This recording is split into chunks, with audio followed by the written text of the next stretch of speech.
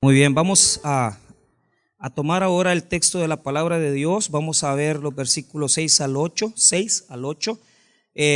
Son palabras citadas por el rey David en los Salmos, pero le voy a dar un poco de cuerpo para que nos quede claro lo que hemos estado estudiando, ¿verdad? Las semanas anteriores. Cuando usted tenga Romanos 4, versos 6 y 8, póngase de pie para tener reverencia en la lectura de la palabra de Dios. Romanos capítulo 4, versículos 6 y 8, 6 al 8. La bienaventuranza de David, ese es el tema del mensaje, pero no es el tema del texto. O sea, eso es interesante. Yo lo tomo así porque es lo más fácil de recordar, pero realmente el tema del texto es otro, ya se lo voy a explicar. Romanos capítulo 4 versos 6 al 8 dice la palabra del Señor: como también David habla de la bienaventuranza del hombre a quien Dios atribuye justicia sin obras, diciendo: bienaventurados aquellos cuyas iniquidades son perdonadas y cuyos pecados son cubiertos. Bienaventurado el varón a quien el Señor no inculpa de pecado. Oremos. Padre, bendiga su palabra. Oramos en esta tarde para que sea usted hablando a nuestros corazones y que podamos, Señor, recibir en nuestra vida, Señor, un crecimiento, una transformación, para que cada día podamos poner en práctica lo que aprendemos. Bendice al predicador para ser usado por tu Santo Espíritu. Bendice a tu pueblo para poder abrirnos el entendimiento. Te damos las gracias en el nombre de Jesús. Amén y amén. Tomen asiento. Muy bien. Ok, la bienaventuranza de David. Ahora, saquemos un poquito de la estructura. Escuche bien. Pablo, como todo buen judío, cuando explica un tema en particular, va a utilizar un método que está explícitamente establecido aquí en lo que estamos estudiando. Y es usar, mire bien, el Antiguo Testamento, pero usar diferentes estructuras del Antiguo Testamento. ¿En qué sentido? Por ejemplo, si un rabino quería probar una verdad, iba a sacar un texto de el Pentateuco, que es los libros de Moisés, o sea, Génesis, Éxodo, Levítico, Números y Deuteronomio. Y para reforzar va a usar una segunda estructura, que es la estructura de los profetas o de los libros históricos. En este caso, lo que está usando Pablo es una estructura del libro de los Salmos, que es, se le llama en la estructura del Antiguo Testamento los escritos, los ketubim, o sea, los que son añadidos. Así lo diferencian los judíos en el Antiguo Testamento. Entonces Pablo está usando una estructura, un texto bíblico del Pentateuco y un texto bíblico de los Salmos para poder apoyar la idea que está enseñando. Entonces, el verso 3, como lo vimos la semana pasada, está prácticamente tomado de Génesis capítulo 15. Entonces, ahí está tomando el libro de Moisés. Agarró Génesis 15, versículo 6 y lo puso en el verso 3. Y ahora, en el verso 7 y 8, Pablo va a redondear y va a fortalecer la idea que está enseñando, tomando un texto del Salmo 32. Del Salmo 32, que según el Antiguo Testamento es un salmo escrito por el rey David. Entonces, vuelvo a repetir, ¿cuál es la metodología que está usando Pablo? Pablo está usando una metodología rabínica que consistía en tomar un texto del libro de Pentateuco, de los primeros 5 libros, y usar cualquier otro texto de los profetas, de los salmos, para reforzar la idea. Entonces, tenemos aquí una estructura basada en 2 textos antiguos testamentarios para probar una sola idea. ¿Cuál era la idea? La salvación por fe y no por obras. O sea, la salvación solo es por fe, sin obras. No hay que hacer nada más que solo creer en Cristo para poder accesar a la salvación de Dios. Entonces, ¿cuál es la idea fundamental del texto? La salvación por fe. Diga conmigo, salvación por fe. Eso lo vamos a encontrar desde el verso 3 hasta el versículo 12, pero enfáticamente el día de hoy voy a trabajar del 3 al 8. Ya estos versículos los trabajé con ustedes la semana pasada, pero como están amarrados, quiero volver a tomar algunas condiciones para que nos quede bien la idea. Muy bien, voy a explicar, digamos, habiendo explicado la metodología, la forma, voy a explicar ahora cuál es verdaderamente la idea principal. O sea, está hablando de la salvación por fe, sí, pero hay una palabra que va a aparecer como palabra repetida en los versículos que estamos leyendo. Va a aparecer en 4 versículos, en 4 versículos. ¿Y cuál es la palabra que se repite en los 4 versículos? La palabra que se repite en los 4 versículos es, mire bien, lo que aparece en la última palabra del versículo número 3. Y le fue contado por justicia. Diga conmigo, y le fue contado. La palabra contar por justicia, la palabra contar como tal, va a aparecer 4 veces en los textos. Claro que nosotros estamos leyendo una traducción diferente, pero quiero decir claramente que la palabra contar aparece 4 veces en diferentes versículos. Aparece primero en el versículo 3, después aparece en el 4, después aparece en el 5 y después aparece en el 6. Entonces, ¿qué quiere decir si se repite 4 veces contar por justicia? Entonces quiere decir que es lo más importante. O sea, el tema del que está hablando es la salvación por fe nada más, sin obras. Pero la base teológica es contar por justicia. Contar por justicia. Entonces yo ahorita, antes de entrarle al exégesis, antes de entrarle a los textos que vamos a estudiar, quiero explicarle previamente los versículos 3, 4, 5 y 6 para que tengamos un fondo donde trabajar, que tengamos una base donde trabajar. Entonces, ¿qué es lo que tiene que hacer usted ahorita?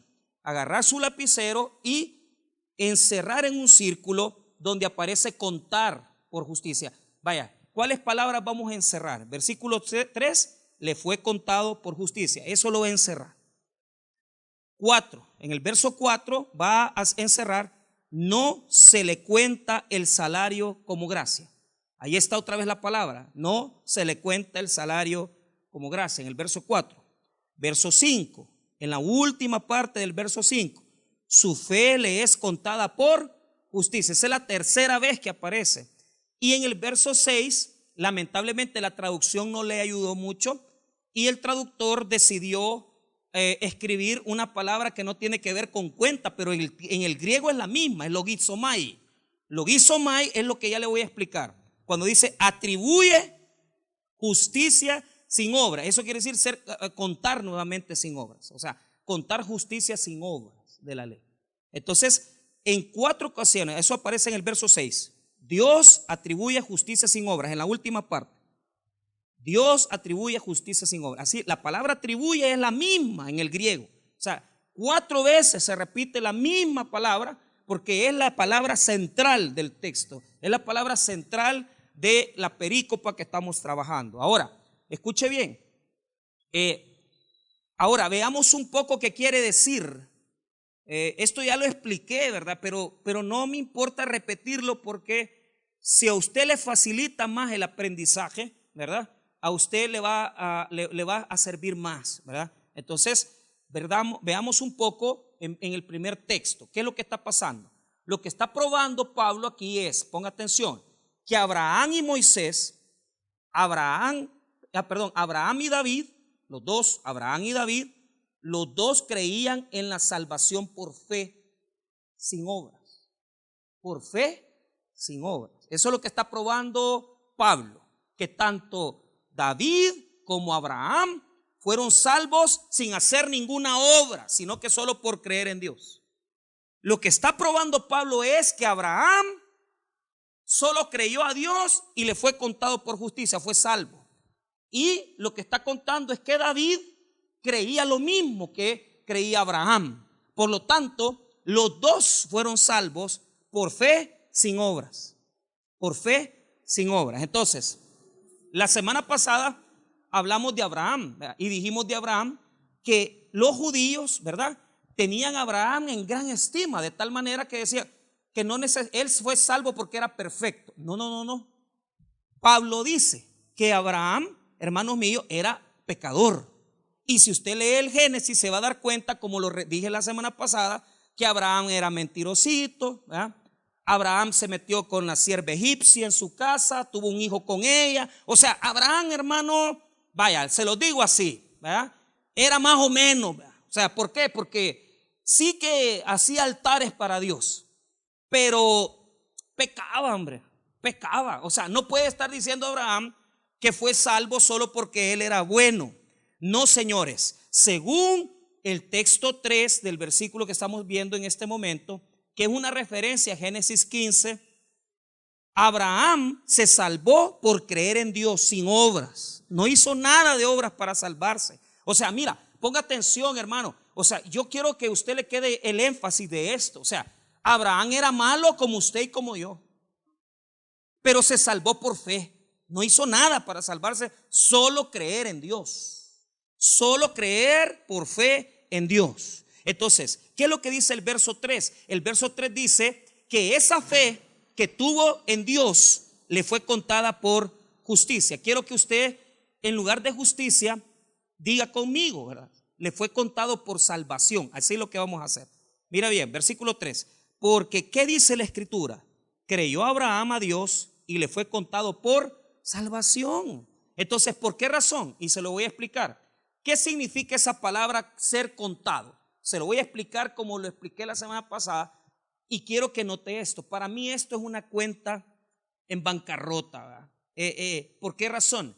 Porque muchos aquí tenemos cuentas en banco, otros ni creen en los bancos, sino que entierran el pisto, ¿verdad? Entonces, y eso es normal, de donde yo vengo, de Oriente, la gente en San Rafael Oriente, en San Jorge, la gente entierra la plata, pues si no creen en los bancos.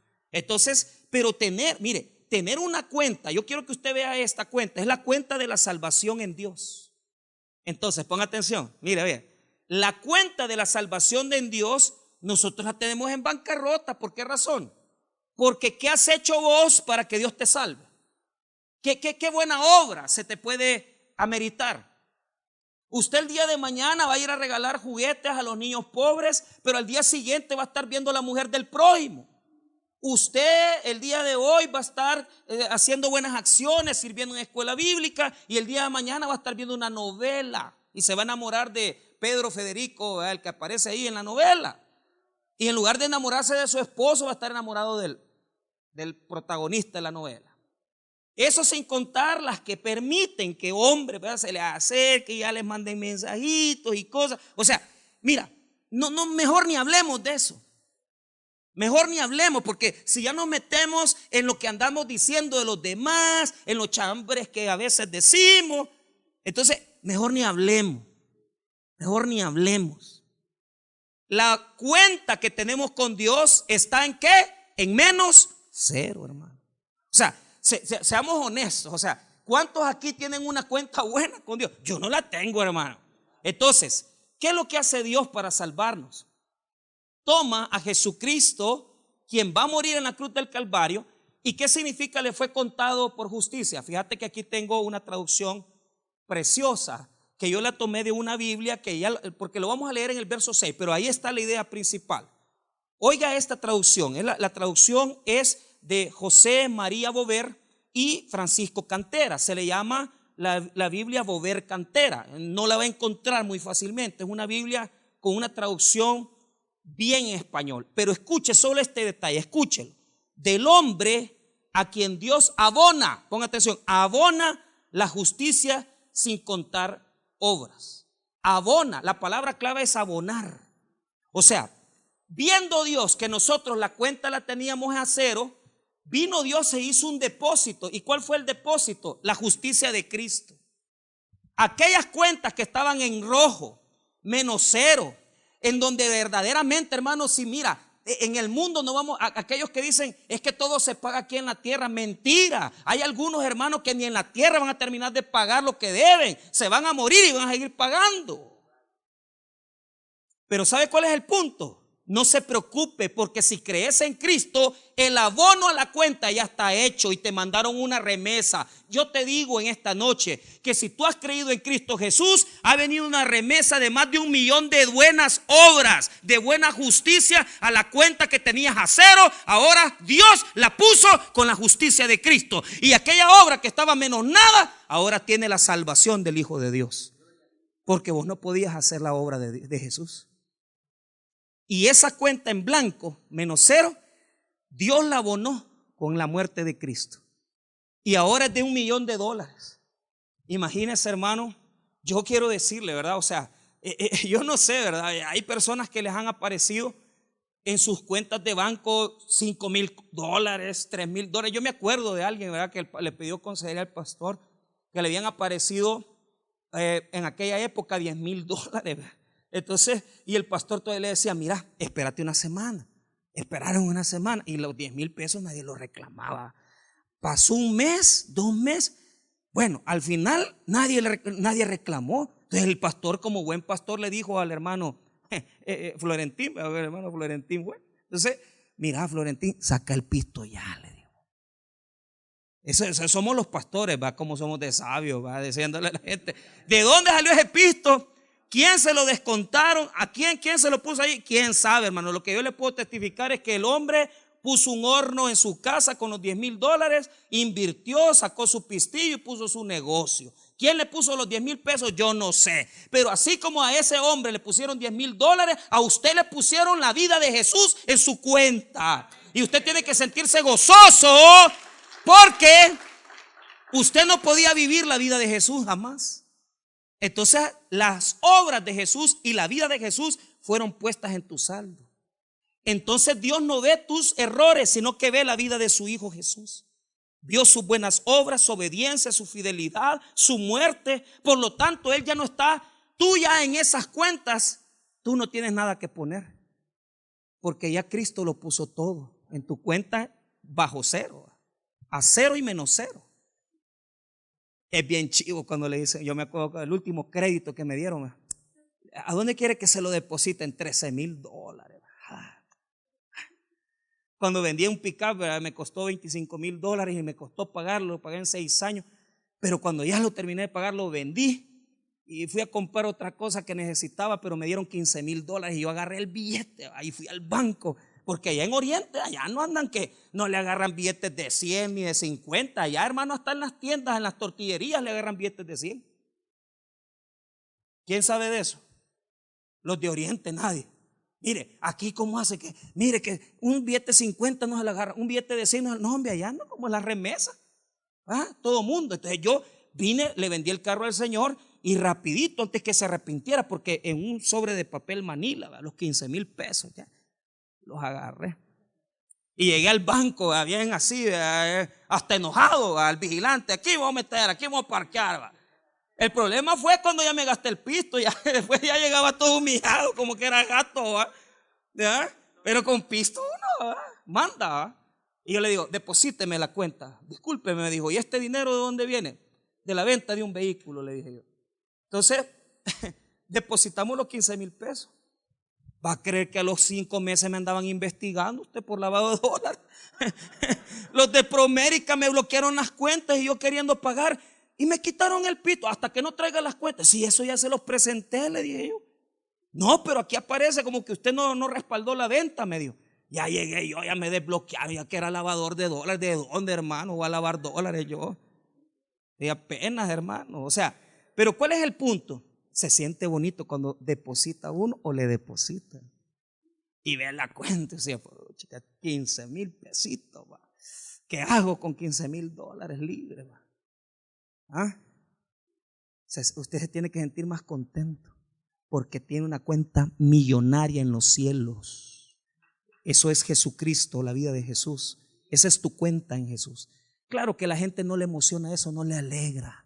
Porque como no saben de lo que se están librando del infierno, de la condenación eterna, de pasar encerrados con eternamente en el lago de fuego. Si supieras de lo que Jesús te ha librado. Claro, aquí es más fácil que nos alegre, que nos depositen 5,000 pesos, no, pero que nos depositen la salvación, eso nadie le alegra. Dale gracias a Dios porque te ha depositado su salvación eterna. Dale gracias a Dios que cuando cerres tus ojitos no te va a ir al infierno, sino que va a estar en la presencia del Señor, ausentes en el cuerpo, presentes en espíritu al Señor. Ahí vamos a estar con Cristo, por esa cuenta que ya Él abonó. Ahora, con atención, aquí viene en el verso 4, esa gente que quiere andar, ¿verdad? Que quiere vivir con Dios con crédito y que quiere sacarle a Dios tratos como que Dios se le pudiera comprar, ¿verdad? Aquí entran aquellos que en el catolicismo piensan que porque le han hecho 3 oraciones a la persona que ha fallecido, ya lo van a sacar del purgatorio. Es que mira, con Dios no se puede negociar. O sea, si usted va a hacer un negocio con Dios es en vida y creyendo que Jesús es su Salvador. Entonces inmediatamente Él le abona su cuenta. Pero usted cuando ya está muerto y usted en vida nunca abonó nada, no está esperando nada. Porque Dios le dio oportunidad, le dio vida, le dio oportunidades, le hablaron del evangelio, le predicaron la palabra, le pusieron radios cristianas, le pusieron iglesias para que se congregara. No me venga a decir que después de muerto va a querer hacer un negocio con Dios. No se puede. Solo es en vida cuando usted puede decirle a Jesús: te recibo como Salvador. Entonces en el verso 4 está el error de muchos que quieren ganarse la salvación.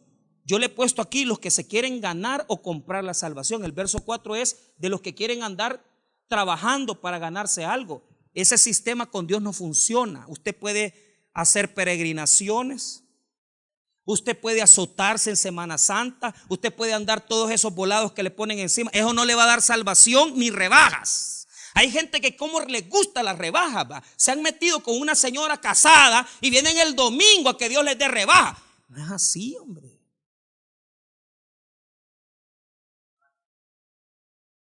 Si con Dios no hay rebaja, o te lo paga todo o lo debes todo. O te lo quita toda esa bancarrota moral que tenés y espiritual, o no entras en la gracia. Pero hay gente que quiere vivir: ay, esta semana ya no voy a ver a esta señora, ya el domingo vengo, me porto bien, el siguiente semana sigo en lo mismo. Eso no se puede. Mira, ¿cuántos años yo le pasé pagando el alquiler a la iglesia en Chachopa? 2 años, $450 todos los meses. Cuando yo tenía, pues sí, el negocio y todo. Pero ¿qué es lo que sucede? ¿Por qué yo pagaba el alquiler? Porque lo que yo quería era que me fuera bien en mis negocios ilícitos, ¿verdad? Prestar pisto, andar molestando a la gente, andar vendiendo carros chabeleados. Entonces, uno da ofrenda, ¿pero por qué? Porque quiere que Dios lo cuide haciendo las cosas malas que anda haciendo. Y muchos somos iguales. Voy a ir a la iglesia para que Dios no me esté juzgando por la amante que tengo. Voy a ir a la iglesia para que Dios esté bien con Dios, para que mi negocio no me lo quite, porque evado impuestos, no le pago a mis empleados, les robo, pago mal. Es que así no es la cosa, Señor. Con Dios no es que le vas a sacar un favor. Si ya has creído en Cristo, la justicia de Cristo ha sido imputada, puestos en la cuenta. Pero no puedes venir a comprarla, ¿oíste? No puedes venir aquí a dar una ofrendita. Si querés dar la ofrenda, amén, recibimos. Pero con eso no vas a ganar el cielo. Tampoco porque te estás portando bien vas a ganar el cielo. Porque mire lo que dice el principio del verso 4. Y lea bien: pero al que obra no se le cuenta el salario como gracia. Ponga atención, al que obra, ¿quién? Aquel que hace las obras para quererse salvar. Mire bien, no se le cuenta el salario como gracia. O sea, ahí no hay perdón, no hay misericordia de Dios. No hay nada, ahí no está recibiendo nada, sino como deuda, dice. ¿Por qué razón? Porque hay gente que dice: ay, voy a hacer buenas obras y voy a seguir siendo gay. Voy a hacer buenas obras y voy a ser lesbiana. Momentito, Señor. La palabra de Dios dice: te es necesario nacer de nuevo. Así de fácil. Con Dios o te convertís a Cristo o no te convertís, pero no hay media conversión. Ni tampoco vas a estar aquí medio azotándote la espalda porque, ay, es que soy malo y estoy dando mis ofrendas para que Dios. No, a Dios no lo puedes comprar, a Dios nadie le puede deber. Allá tu patrón, si le haces el trabajo, que te pague el trabajo que has hecho. Pero con Dios no se puede usar ese método humano. Y hay gente que quiere usar el método humano. Le voy a trabajar a Dios para que me perdone y que no me saque mis males y que yo pueda tener mis 2 mujeres y que yo pueda estar robando. Entonces voy a hacer las cosas bien para Dios para tapar esa maldad. No, Señor, es que Dios nada lo va a tomar por deuda. Dios lo único que ve es la fe en Cristo Jesús. Por eso no puedes ganar nada con Dios, con buenas obras. Aquí hay gente que piensa que el carro que tienen es porque se han portado bien. Que la casa que tienen es porque se han portado bien. Si es que todo es por gracia, mis hermanos. Nada es por mérito. Nadie merece nada. Todos somos deudores y todos somos pecadores. Lo que tenemos, lo tenemos porque a Dios le plació dárnoslo. Pero usted no crea que porque, allí voy a ir a barrer la iglesia. Me acuerdo de unos hermanos que yo tenía en Usulután, que eran los hombres de valor, ¿va? Y les había el líder, mal líder, porque hay malos líderes, les había enseñado que porque agarraban la escoba a las 6 de la mañana todos los domingos, podían tener amantes, podían andar en desorden, ser bolos, y solo porque barrían la iglesia. Imagínese usted ese concepto que tenían, que con la escoba, ¿va? Y con la cerveza a la par. No, hombre, yo los agarré y les dije, mire, ¿qué les ha enseñado este señor Modesto? Si ustedes piensan que porque van a agarrar la escoba ustedes son una gran cosa, yo les voy a decir una cosa. Dios, para Dios esas obras son como trapos de inmundicia. A Él no le importa que vengas a barrer la iglesia. Lo que Él quiere es que barras tu corazón, tu mente y te transformes a Cristo verdaderamente. Eso es lo que Él quiere. No obras. Con obras no vas a comprar a Dios, porque entonces sería un Dios que nos debe a nosotros. ¿Y cómo Dios te va a deber a vos y a mí? Nunca te va a deber nada, porque Él es dueño de todo. Por eso no puedes comprar a Dios. Verso 4, no se puede comprar a Dios. No se puede comprar a Dios. Repita nuevamente el verso 4. Pero al que obra, o sea, el que quiere venir con Dios a vivir por obras, no se le cuenta el salario como gracia, sino como deuda. O sea, no, con Dios eso no es meritorio. Con Dios eso no vale. A Dios eso no le interesa. No querrás venir aquí a la iglesia, querer tener una vida liberal y taparla con la vida religiosa. No se puede vivir así. O sea, no puedes comprar favores. Si usted puede comprar pastores, los pastores le van a dar ministerio, le van a poner de líder. Si los pastores somos así. A veces nos dejamos convencer por 50, por 100 pesos y por eso se meten en problemas los pastores. Porque a veces llega gente de dinero a las iglesias. Ay, don fulanito, don menganito, venga, siéntese aquí, sea líder, sea servidor. ¿Por qué? Solo porque tiene pisto. Allá atrás que se sienten, ¿ve? Pero que dejen los diezmos primero. Allá atrás, pero que den los diezmos primero. Pero ¿cuál es el punto? Nosotros somos, las iglesias católicas, los que tienen años ya, se acordarán que en las primeras sillas siempre tenían nombre, pues, y apellido. De los boludos, pues. De los boludos, siempre ha sido igual. Vaya usted al tabernáculo a sentarse delante, no lo van a dejar. ¿Por qué? Porque los asientos de delante son de los pastores. Entonces el pastor Junior siempre los pasa, quítense de ahí, denle chance a la gente. Y a mí me encanta cuando los humilla, le digo, váyanse para allá. Porque uno así, el pastor, aquí yo me siento aquí adelante. Aquí no va, porque aquí pena les da sentarse adelante. Yo no sé por qué va, pero solo hermano Mario le llega a estar ahí atormentando a los que vienen a predicar. Solo Corcio se le ha librado, de ella nadie. Pero ¿cuál es el punto? El punto es que por obras no se puede. No podemos tomar, Dios no te va a tomar nada deuda. Vos no puedes comprar a Dios con obras. Verso 4, no se puede comprar a Dios con obras. Verso 5, ¿cuál es la forma entonces? Verso 5, mas el que no obra, si no cree en aquel que justifica al impío, su fe le es contada, ¿por qué? Por justicia. Entonces, ponga atención ahí, el verso 5, mas el que ¿qué? Yo no voy a obrar para salvarme, yo no. Yo una obra para salvarme, yo no la voy a hacer. ¿Por qué? Yo no confío en mis obras. Entonces, ¿en quién confía usted, pastor? En lo que dice ahí, verso 5. Si no cree en aquel que justifica al impío. ¿Quién es aquel que justifica al impío? Es Dios. Es el único que justifica al impío. ¿Por qué? Porque, mira, pone atención. En el mundo, y esto es lo que el evangelio, este es el evangelio, y discúlpeme si no le parece. Mira, en el mundo, lo que más vale a los ojos de los hombres es el bien portadito, es el que se peina así, con peinado a la mitad, con los grandes, ¿va? Con los grandes lentes ahí, y que no mata ni una mosca, ¿va? Pero la mente, gran corrupto. Ay, uno dice, qué santo es el hermano fulano, qué santo es el hermano Mengano. ¿Por qué no has visto la pornografía que tiene en el celular?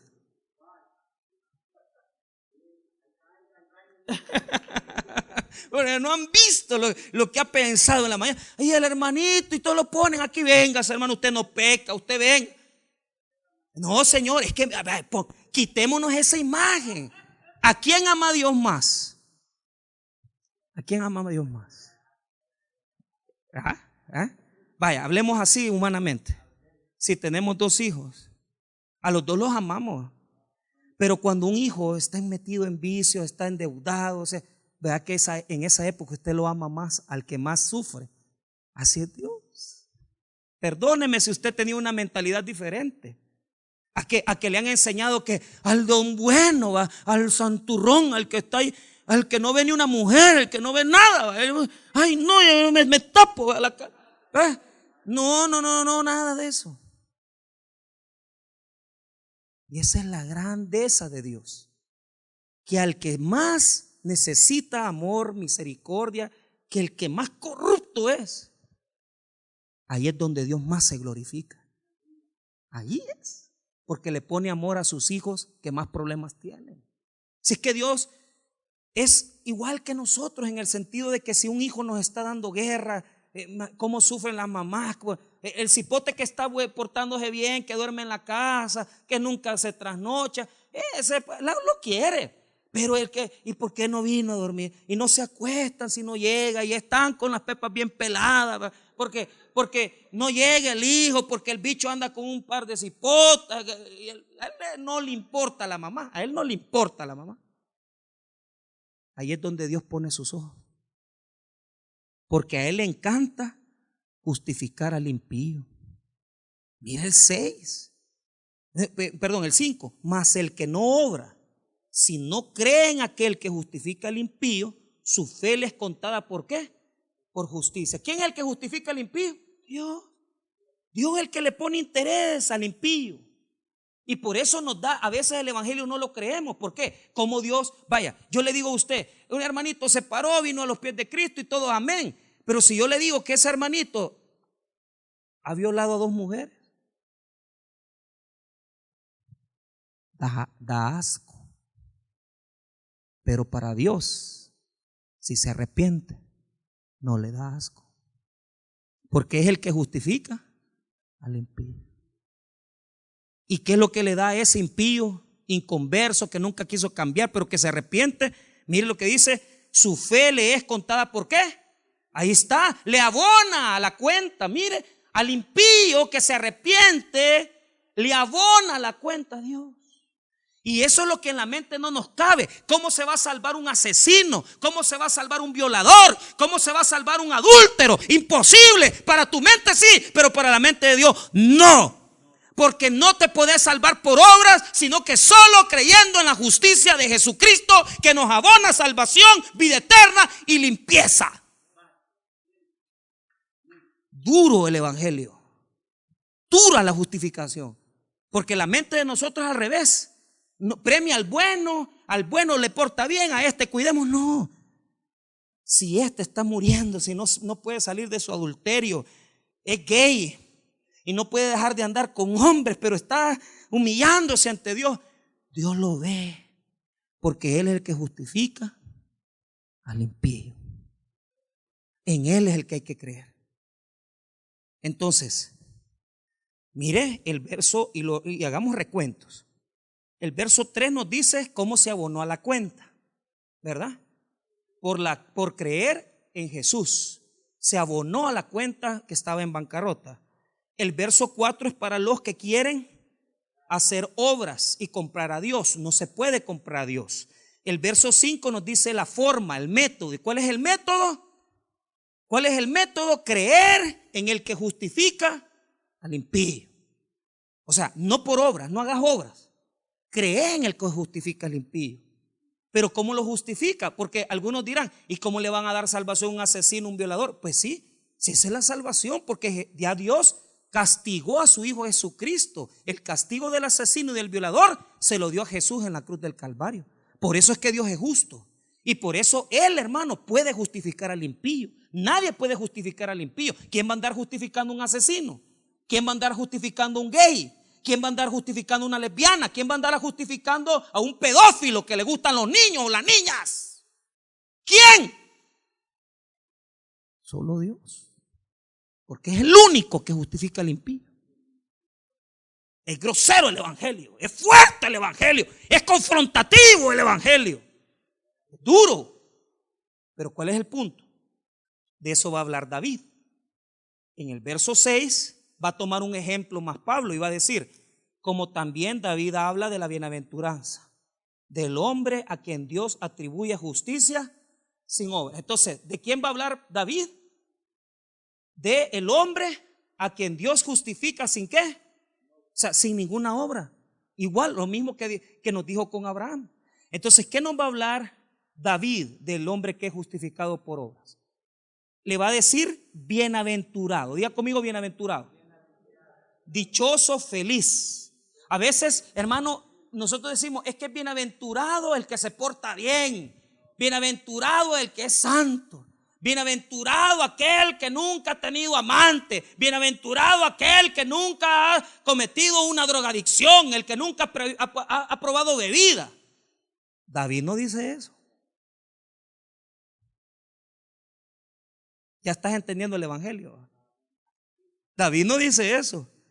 ¿Y qué dice David? Que es bienaventurado el pícaro que ha hecho maldades, pero que se ha arrepentido y que ha recibido el perdón de Dios. Ese es bienaventurado, ese es dichoso, ese es feliz. Mira, el mundo le va a decir feliz al que tiene pisto, al que está bien, al santo, al que no hace nada de obra, nada cosas malas. No, la palabra de Dios dice que es bienaventurado el que ha pecado, pero se ha reconciliado con Dios. Entonces yo te voy a explicar este salmo. Mira bien, veamos nuevamente el verso 6 para que entremos en el contexto, porque tal vez por la premura no lo detallamos. Verso 6. Como también David habla de la bienaventuranza del hombre a quien Dios atribuye justicia sin obra. Entonces David ya dijo también que hay personas que han recibido justicia, justificación sin hacer ninguna obra. ¿Y quién es el que ha recibido salvación y justificación sin obras? Es David. Amén, hermano. Entonces, se los voy a explicar rápido. Cuando David cometió el pecado con Betsabé, ¿quién no se lo conoce? Se los vuelvo a contar, ¿va? Que él estaba viendo a la mujer era la mujer de Urías Eteo. Es bien difícil que David asesinó un montón de gente, ¿va? Pero la Biblia de los asesinatos que cometió habla poco. Lo que más le interesó a la Biblia es sacar su pecado sexual. Entonces, ¿qué sucedió? Mató a Urías Eteo, le mandó una carta, Joab lo puso en lo más recio de la batalla, adulteró David. Y él se quedó callado. Unos dicen que 10 meses, 11 meses. No dijo nada, porque cuando ya se murió Urías Eteo, mandó a traer la mujer embarazada. ¿Ah? Y hizo como que, pues sí, yo la embaracé, pero es mentira, ya la había embarazado antes de que se muriera el hombre. Y se lo quiso meter el cipote a Urías Eteo, pero no pudo. Si es que eso, hermano, ¿dónde usted no ha oído esas cosas? Hombres que le quieren meter, ¿verdad?, los hijos a otro hombre. Habla, Padre. Tu palabra es dura. Dura es tu palabra. Pero ¿qué es lo que pasa? En el capítulo 12 del segundo libro de Samuel aparece Natán, un profeta, y le dice, mira David, mira, porque así somos los que estamos endurecidos, ¿va? Porque aunque andamos nosotros tal vez robando, pero si le contamos el robo que hizo Tony Saca o Mauricio Funes, tienen que ser condenados, aunque ellos estén llevando el papel higiénico del trabajo. Que condenen a Tony Saca, que condenen a Mauricio Funes, y ellos le están robando al jefe 50, 70 pesos. Son ladrones, ¿va? Cuando llegó Natán le dijo: fíjate que te voy a contar un cuento, una parábola. Había un rico que tenía un montón de ovejas, ¿vea? Pero en lugar de agarrar de las ovejas de él, le fue a quitar la oveja al más pobre. Y esa ovejita era la única que tenía ese pobre hombre. Entonces cuando David escucha la parábola, se enojaba. Ese hombre tiene que pagar 4 veces más. Y ese hombre era él, que él tenía un montón de mujeres y le fue a quitar la mujer al que solo una tenía. Porque David tenía un montón de mujeres, pues. Imagínese tener 10, 12 mujeres y irse a buscar a una que está allá casada. O sea, pero ¿qué es lo que pasa? David confesó: he pecado. Y Natán le dijo: Jehová ha remitido tu pecado. O sea, él entendió que ya Dios lo había perdonado, porque en esos 10 meses que ya tenía la pancita la mujer dio a luz, la mujer recibió el bebé, estaba recién nacido, no sabemos cuántos años, tal vez tenía 1 año, no sabemos.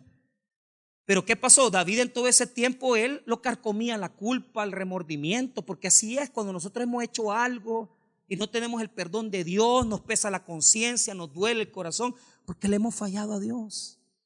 Pero entonces David va a escribir 2 salmos. El Salmo 51.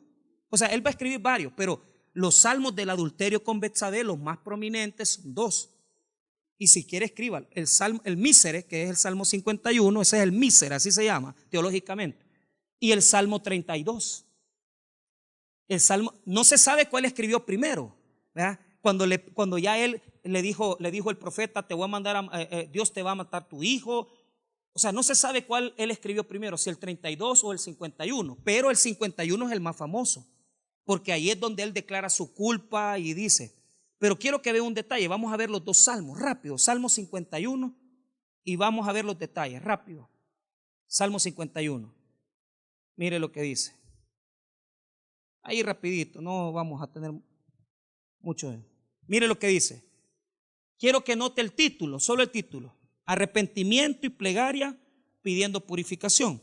Al músico principal, Salmo de David, cuando después de que se llegó a Betsabé, vino a él Natán el profeta. Entonces, David en 10 meses, 11 meses que la mujer dio a luz, recibió el niño, no se había comunicado con Dios porque tenía pecado en su vida.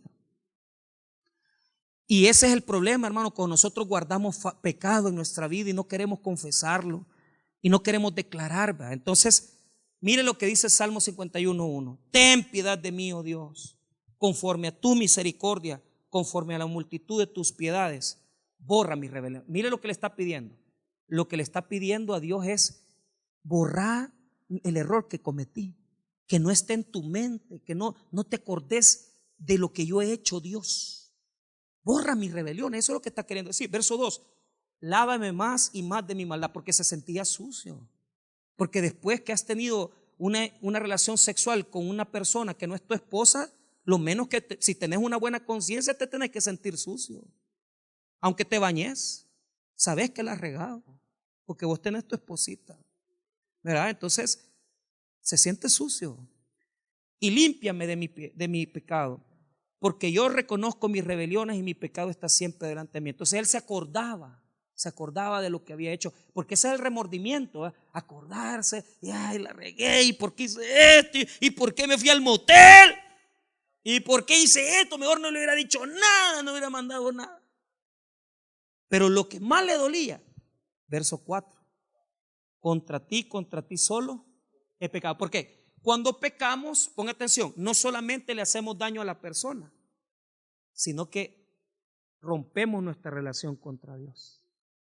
Entonces, ¿qué es lo que se rompe en el pecado? Nuestra relación, nuestra comunión con Dios. Lo que más le dolía a David era que había caído de la gracia, que había caído de esa comunión con Dios. Mire lo que dice: contra ti solo he pecado y he hecho lo malo delante de tus ojos. ¿Qué es lo que más le dolía a David? Que Dios lo había visto, lo que había hecho. Se había metido con la mujer, le había mandado la carta a Joab, le había dicho a Joab: poné a Urías Eteo en lo más recio de la batalla, matá a este, casi le dice: matalo pues. O Entonces eso mataba a David porque sabía que Dios lo había visto. Hermano, tenemos que sentir dolor cuando sabemos que Dios nos ha visto. Entonces, y aquí viene el otro salmo de donde saca Romanos, que es lo que estoy diciendo. Salmo 32, busca el mío. Salmo 32, y con eso vamos a cerrar. Mire bien, Salmo 32. Mire lo que dice. Ahí están los dos versículos, el 1 y el 2. Bienaventurado aquel cuya transgresión ha sido perdonada y cubierto su pecado. Bienaventurado el hombre a quien Jehová no culpa de iniquidad y en cuyo espíritu no hay ¿qué? O sea, ¿por qué dijo eso David? Porque después de haber estado ocultando, hermano, todo eso que pasó, y cuando ya le confesó a Dios, él se sintió liberado. Bienaventurado, porque si estás viviendo en pecado ahorita, tenés que mentir, tenés que engañar, tenés que tapar la pornografía, tenés que tapar toda tu maldad. Pero si vos venís y le pedís perdón a Dios, sos libre. Por eso es bienaventurado. Entonces, ¿hasta cuándo se sintió mal David? Hasta que le declaró a Dios su falta. Versículo 5, 32:5. Mi pecado te declaré y no encubrí mi iniquidad. Dije, confesaré mis transgresiones a Jehová y tú perdonaste la maldad de mi pecado. Qué bonito. Entonces esos son los salmos. Ahora cerremos. Romanos capítulo 4. Romanos 4. ¿De dónde sacó estos versículos David? Pablo, del Salmo 32. Entonces dice Pablo, que dice David. O sea, David pronunció estas palabras. Es dichoso, es feliz aquel que ya salió de su pecado y que ha recibido el perdón de Dios. Qué bendición aquel que ha dejado el adulterio y ha recibido el perdón de Dios. Bienaventurado aquel que puede dejar la droga, se arrepiente y recibe el perdón de Dios, porque ese ha visto la justicia de Dios en su vida. Veamos los dos versículos. 7. Diciendo, bienaventurados aquellos cuyas iniquidades son perdonadas y cuyos pecados son cubiertos. Dos cosas ahí. Está hablando en general. Bienaventurados, diga conmigo bienaventurados. Eso es para todo aquel, el mundo que quiera arrepentirse y que quiera sentirse dichoso con Dios. Vengan a Cristo, arrepiéntanse de sus pecados, arrepiéntanse. Todos aquellos que estén guardando algo de su vida pecaminosa, vengan, porque van a sentirse bienaventurados, porque Dios los va a perdonar. Pero lo interesante es que dice, y cuyos pecados son cubiertos. Esa palabra en hebreo, y en hebreo es cazar, en griego es apocalipto, y quiere decir, ponga atención, ser cubiertos, quitar de la mirada de Dios, quitar de la mirada de Dios. Entonces lo que está diciendo Pablo, bienaventurados aquellos que ya Dios ya no vio su pecado. Porque ¿qué es lo que más atormentaba a David? Que Dios lo había visto en el adulterio, Dios lo había visto con esa mujer, Dios lo había visto asesinar. Pero cuando recibió la justicia de Dios, los pecados fueron perdonados y ya Dios no miró nada, ocultó. Porque Dios dice, no te voy a condenar. Ocultemos eso. Lo tiramos bajo la alfombra y hacemos como que eso no pasó. Y eso es donde tiene sentido. Si usted en el pasado ha sido una persona pecaminosa, como todos nosotros, si usted en el pasado le falló a Dios, ya Dios ya no ve eso, sino que ve la cuenta que Jesús te ha puesto. No ve tu cuenta en bancarrota, sino que ve la justicia de Cristo. No ve tus malas obras, sino que ve las obras de Jesús en la cuenta que Él te ha abonado. Y por eso ese versículo es poderoso. Solo lo cito y no lo busque. Miqueas 7:19. Él volverá a tener misericordia de nosotros, sepultará nuestras iniquidades y echará en lo profundo del mar todos nuestros pecados. ¿Por qué? Porque ya Dios ya no los ve. Él no puede ver ya ese pecado. Eso que hiciste con esa persona, eso que hiciste con esa pareja, eso que hiciste con esa droga, eso que hiciste con esa situación de tu vida, ya no la ve Dios. Él solo ve a Cristo y los méritos de Cristo. Él no puede verte a ti, Él ve las obras de Jesús en ti. Por eso es que bienaventurado. ¿Cree usted que no tenemos que sentir bienaventurados? O sea, para Dios, todo eso de ser buenito y yo no peco. No, papito, aquí humillate. Sabele pedir perdón a Dios. Salí de esa vida que llevas y vas a tener la dicha y la bendición del perdón de Dios. Y por eso termina el verso 8. El verso 7 es para todos, pero el verso 8 es para personas. O sea, es el plural y singular. Es para cada uno de nosotros, porque ya no es plural. Mira lo que dice: bienaventurado. O sea, está hablando el varón a quien el Señor no inculpa de pecado. O sea, ¿por qué? Porque ya Dios ya no ve tu falla, ya no te ve tu error, porque Cristo ha hecho la obra de justicia en tu cuenta bancaria. Tu cuenta, que estaba cero, ha sido llena de la gracia de Dios. Y me gustó este texto como está traducido en una traducción distinta. Solo escúchelo, Romanos 4:8. Bienaventurado el hombre a quien el Señor jamás le tomará en cuenta su pecado. Jamás le tomará en cuenta su pecado. ¿Por qué? Por la justicia que nos ha imputado Jesús en nuestra cuenta bancaria, de perdón, de misericordia y por supuesto de amor, porque Él nos ha perdonado nuestras faltas. Bienaventurados los pecadores que se han arrepentido y que tienen el perdón de Dios. Vamos a orar. Padre, gracias por tu palabra.